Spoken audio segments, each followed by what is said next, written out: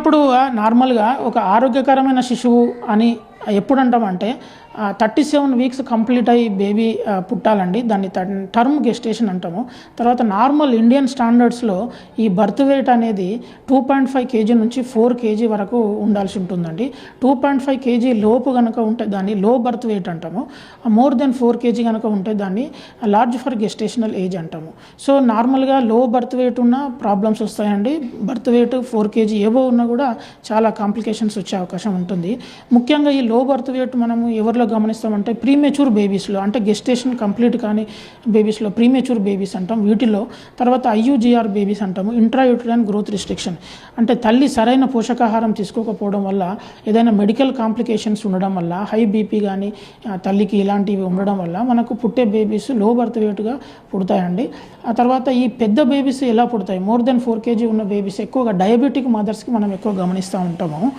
So ఈ diabetic మదర్స్కి పుట్టిన babies 4 KG above ఉండడము, పుట్టిన తర్వాత చాలా కాంప్లికేషన్స్ ఉంటాయండి వీళ్ళలో. ముఖ్యంగా బేబీస్లో హైపోగ్లైసిమియా మనం రికార్డ్ చేయడం జరుగుతుంది. అంటే షుగర్ లెవెల్ పడిపోవడము, ఆ తర్వాత కొంతమందిలో ఫిట్స్ రావడం, షుగర్ పడిపోయి ఫిట్స్ రావడము, ఆ తర్వాత తొందరగా ఇన్ఫెక్షన్స్ గురి కావడము, తర్వాత పుట్టుకతోనే కొన్ని రకాల గుండె జబ్బులు మనకి ఇలాంటి బేబీస్లో మనం గమనిస్తూ ఉంటాం.